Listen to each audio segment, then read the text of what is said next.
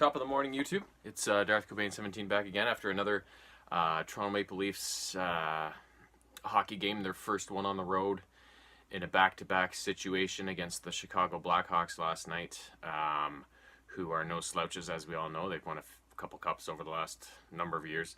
And like I mentioned yesterday, they had a bad season last season, but that's no reason to think they're going to repeat that again because they're still a really good team.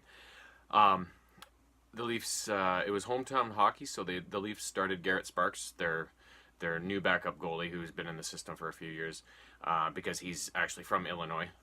So they gave him the start in Chicago, in a building where apparently he watched a lot of games growing up and saw a lot of his idols were Blackhawks. To start the game, I was like, oh no, here we go again. They started flat-footed. The Hawks kind of took it to him right off the hop. It was an early 2-0 deficit, and I was like, oh my god, I can't believe the game's getting away on them like this.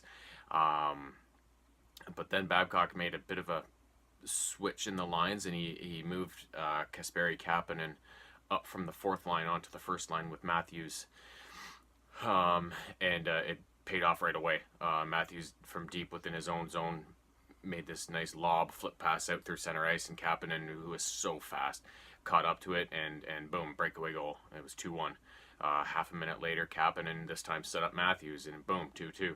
And then for the rest of the game, it was just this 1980s era track meet. It was like the Oilers versus the Flames in 1985 or whatever. Like, it was just crazy. Goal, back and forth. And it was the big boys scoring for Toronto again. It was Kapanen had the goal, obviously. Matthews had that one. He added another. He had two. And then Tavares chipped in with a hat trick, his first as a Leaf and the 9th of his career. And then late in the third period, there was, I think they combined for 4 goals in a minute and 47 seconds, something like that.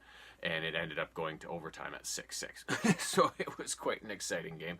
And early on, like almost right away in the overtime, Morgan Riley ended it for the Leafs with a goal through the wickets of Cale Ward, and that was the victory. So it was one of those games that only comes along every so often. A bit of a track meet, throwback kind of game.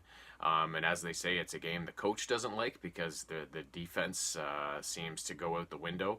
But I mean, when you got two teams like that with so much offensive firepower on the ice, those things can happen, right? So it was definitely a roller coaster kind of ride. I did not expect it to finish the way it did based on how the Leafs started, but they often say when you go into an opposing team's arena, especially a team as good as the Blackhawks, you just have to weather that first 10 minutes when they come out flying with the home crowd and everything, right? And just get through it, scrape by, and then just start plugging away, get to work, and get at it.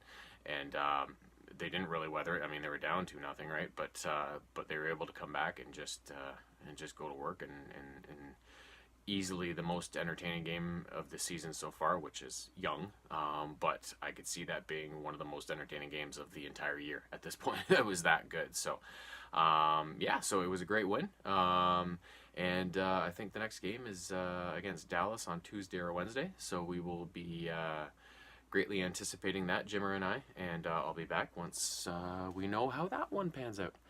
Top of the day to ya.